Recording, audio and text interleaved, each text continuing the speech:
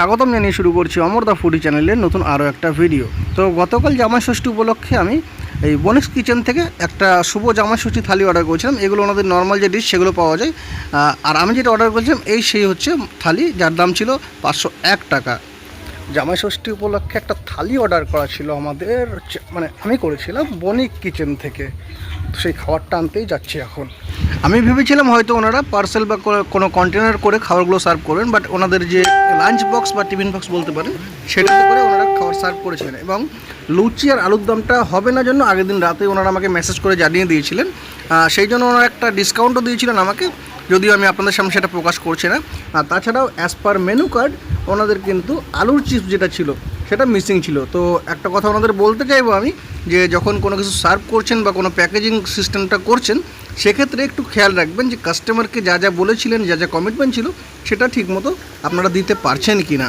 এছাড়াও কাটারি ভোগ চালের ভাত দেওয়ার কথা ছিল, যেহেতু ওনাদের নাকি ভাতটা হয়েছিল না সেই জন্য আমাকে এক্সট্রা একটা কন্টেনার করে কিন্তু ফ্রাইড রাইস দিয়েছিল। এই হচ্ছে জামাই ষষ্ঠী থালি। ফ্রাইড রাইস, স্যালাড, লেবু, সন্দেশ, চাটনি, রসগোল্লা, কাতলা কালিয়া, ডাল এবং কাটারি ভোগ চালের জায়গায় আর একটা কন্টেনারে আপনার ফ্রাইড রাইস ছিল। এই মাংস, তবে আমার মাংসের পিসগুলো অনেক ছোট মনে হয়েছে, ওনারা 6 পিস বলেছে, 6 পিসের জায়গায় প্রায় 6.5 পিস 7 পিস বলতে পারেন সেটা ছিল। এই হচ্ছে ফ্রাইড রাইস। ফ্রাইড রাইসটা বেশ ভালোই ছিল, ঝরঝরে একদম, বাট হয়তো বা রাইসটা আরেকটু সেদ্ধ হতে পারতো, মানে চালটা আরেকটু সেদ্ধ হলে হয়তো ভালো হতো। তো যেহেতু ভাত ছিল না, তো ডাল দিয়েই ফ্রাইড রাইস একটু ট্রাই করছিলাম যে কেমন লাগে, নতুনত্ব আর কি। অনেকে হয়তো খেয়ে দেখবেন, আমিও ট্রাই করছিলাম, বেশ ভালো লাগছিলো। ওদিকে বড় ভাই কিন্তু ফ্রাইড রাইস খায় না, যেন ভাত খাচ্ছিল। এরপরে যে কাতলা কালিটা ছিল সেটা তুলে নিলাম। মাছের পিসটা বেশ বড় সাইজ, 75-80 গ্রাম সাইজ হবে। এবং যে গ্রেভিটা ছিল, গ্রেভিটাও দুর্দান্ত টেস্ট ছিল। এবার গ্রেভিটা হালকা করে ঢেলে নিলাম, নিয়ে ফ্রাইড রাইস সহকারে যে গ্রেভিটা ছিল সেটা মেখে নিলাম। মেখে নিয়ে মুখে চালান করলাম, সঙ্গে একটু মাছও ভেঙে নিলাম। এবং টেস্টের দিক থেকে বলতে গেলে বেশ দারুণ ছিল। মাছের দিক থেকে কোনো কমপ্লেন নেই, সুন্দর ছিল খেতে মাছের ঝোলটা বা মাছের যে কালিয়া সেটা। সেই জন্যই আমি আরেকবার মুখে কপ করে পুরে নিলাম। মাছটাও খাচ্ছে। এদিকে বড় ভাই ভাত খেতে ব্যস্ত, যেহেতু মটন খায় না। এই যে দেখুন মাছটা একদম ফ্রেশ ছিল। মাছটা আমি যেহেতু মাছের মধ্যেই থাকি আর কি, তো মাছটা দারুণ ছিল। এদিকে বড় ভাইকে আবার একটু মাছ ভেঙে দিলাম যাতে ও ভাতটা খায় আর কি। মানে বেসিক্যালি ও তেমন একটা মাছ বা খাসির মাংস পছন্দ করে না, চিকেনটাই বেটার খায় আর কি।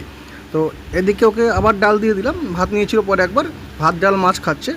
তারপরে আমি যে মটন কষা ছিল বা মটন কারি বলতে পারেন সেটা ঢেলে নিলাম ফ্রাইড রাইসের উপরে। 6-7 টুকরো মাংস ছিল, আমি সেটা বলবো না। রান্নার টেস্ট যথেষ্ট ভালো ছিল, বাট ওই যে কোয়ান্টিটির দিক থেকে আমার একটু কম মনে হয়েছে। কারণ 500 টাকার থালিতে যদি এই কোয়ান্টিটির মাংস থাকে, আশা করি যে নেবে বা যে কাস্টমার তার ক্ষেত্রে হয়তো বা পোষানোর ব্যাপারটা নিয়ে একটু সমস্যা হতে পারে। এরপরে ফ্রাইড রাইস এবং যে গ্রেভি ছিল সেটা দিয়ে মেখে মুখে পুরলাম। খাওয়ার টেস্টের দিক থেকে খুব ভালো ছিল আমি বলবো। এই দেখুন মাটন ওয়েল কুক, খুব ভালো সেদ্ধ হয়েছে মটন। এদিকে রান্নাবাড়ি নিয়ে আমার কোনো কমপ্লেন নেই, বাট ফ্রাইড রাইসটা নিয়ে একটু কমপ্লেন ছিল, যেটা হয়তো একটু কম সেদ্ধ হয়েছিল। এবং ওনাদেরকে কিন্তু টাইম মেনটেন করতে হবে, কারণ আপনি যখন কোনো কাস্টমারের অর্ডার নিচ্ছেন সেক্ষেত্রে টাইমটা একটা বড় ব্যাপার। একটু লেট করেছিলেন ওনারা আসতে। তারপরে শেষ পথে চাটনি এবং রসগোল্লা ছিল, যেটা কপ করে আমি মুখে পুরে দিলাম। তো যাই হোক, আজকের মতো এখানেই শেষ করছি। দেখা হচ্ছে পরের কোনো ভিডিওতে।